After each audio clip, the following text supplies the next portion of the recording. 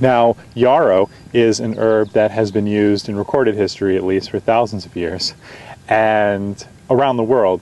And Achilles' millefolium, and Achilles is said to have stopped his soldiers bleeding on the battlefield with it. So it's Achilles' millefolium, over 1,000 leaves. It looks like, even though these are all leaves, it looks like 1,000 leaves, or so it has that name.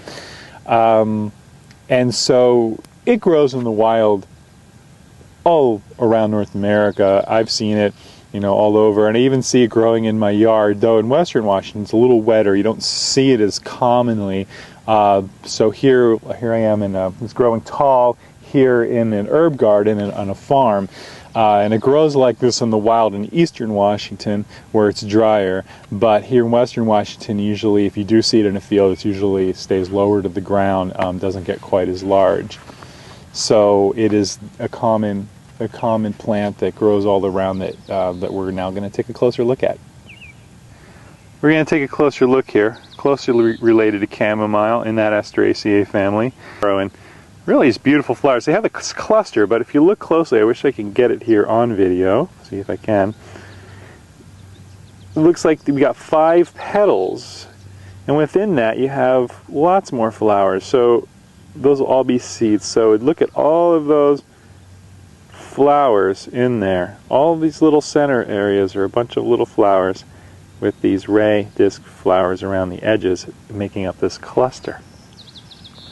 Identifying flowers, plants by the flowers is how the field guides organize themselves. And then this is alternate branching, so you don't have the leaves coming out side to side.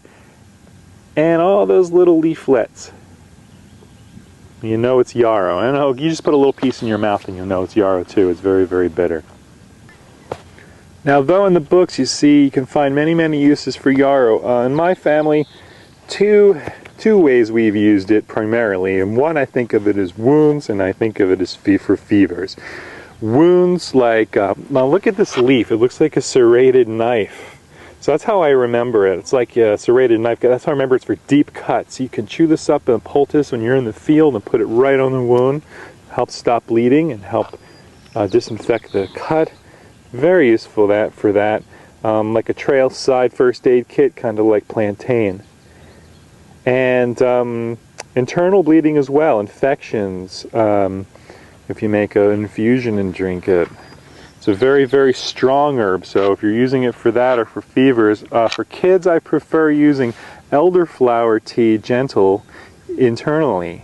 And then externally we'll make a tea or infusion with yarrow, and we'll take socks and put them on our kids, or even wrap socks around their wrist pulse points dipped in yarrow tea. It really manages and brings down the fever. You need to have fevers because they're there for a reason, to help fight infections, but there comes to a point where a fever can be dangerous, especially in a kid. If it gets too high, like 104, 105, that does happen.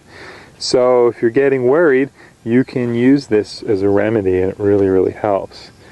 And it's also way too bitter for kids to want to take internally. So kids like gentler herbs, lemon balm, elderflower, catnip, chamomile, are wonderful herbs for a variety of remedies for kids. Also for toothaches, sores. It's very astringent, so it's kind of considered one of those heal-all type of herbs. And great garden herb. Now just look at this. You can gather this right at the bottom of the stalk, and you can pick this or clip it, with a pair of clippers might be the best. You can get a bunch and put them together and put a rubber band around the end and put a little paper clip, hang them up by a string or something, and you can dry it right in the rafters or in a place right in your house. Or if you don't have that, maybe you have a dehydrator, you could take them and lay them out and dry them. Might be too big for that, but that's why it's great to hang them. So yarrow's wonderful for that. And you don't need much to make a tincture, a handful, chop it up and make a jar of tincture. It'll last you quite a long time. But having it dried and doing it every year, because when you're drying plants, flowers, they only last a year, maybe 2 at the most, dried. So you'll want to compost that and start over, and you don't need too much once again to dry and crumple up and keep stored in a brown paper bag all wrapped up with duct tape or something in a shelf, so when you need it you can get it. But we always keep some in a jar as well, so we can have it really handy when we need it the most. So there's yarrow and some tips on using it. Achilles millefolium. Definitely an herb that everyone should know about.